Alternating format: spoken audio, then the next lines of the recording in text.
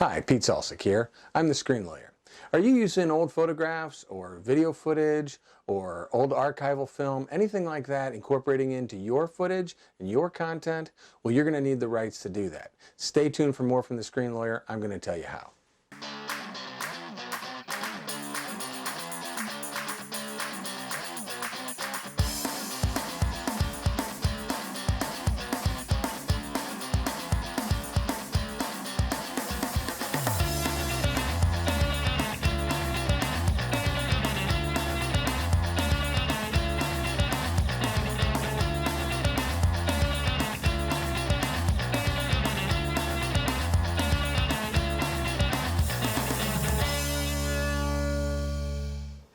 So when you're putting together the content that you're producing for others, your video content, if you're going to use anybody else's already existing work, so that could be photographs, that could be digital footage that already exists, it could be old films, it could be something archival.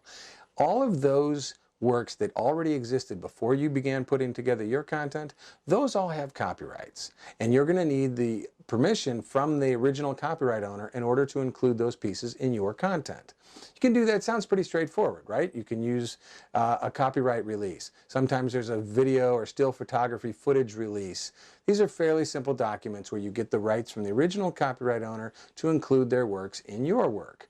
However, there's a piece that sometimes gets overlooked, and this is what I want to draw your attention to.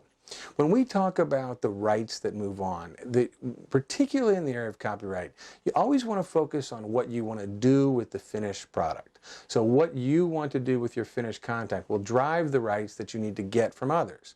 So for example, if you are producing what's going to be an advertisement or promotional piece that's going to run on a website for 6 months, that's a fairly limited usage. It may be free or may be very inexpensive to get those rights.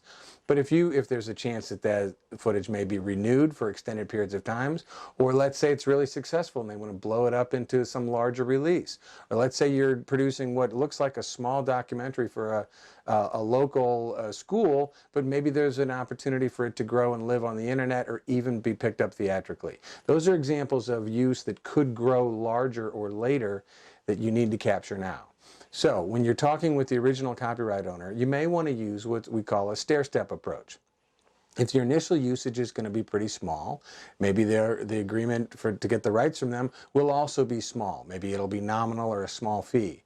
But if there's a chance that that usage may grow, I recommend trying to deal with that issue up front. You can do it in the form of an option.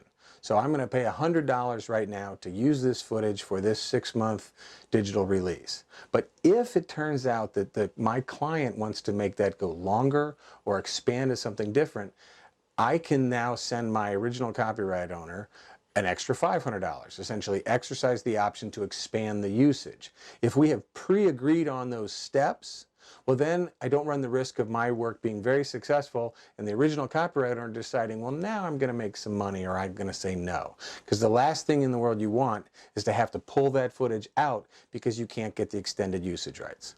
Now certainly if you can start out by getting the rights to use the third-party footage in all media of all types and all types of usage perpetually throughout the world in any media that exists now or may exist in the future. Sometimes you see that language. If you can get those rights, great. Maybe the copyright owner is happy to have you do that. But if you can't get those rights, think about a stair step. And this goes back to one of the questions you always want to think about when you're planning for success. Where might this go? How might this be used? Let's at least plan for that option. So consider a stair-step approach to your copyright licenses for third-party footage, and you'll be prepared to use it no matter how successful you are in the future. Thanks a lot for listening to The Screen Lawyer. Talk soon. Take care.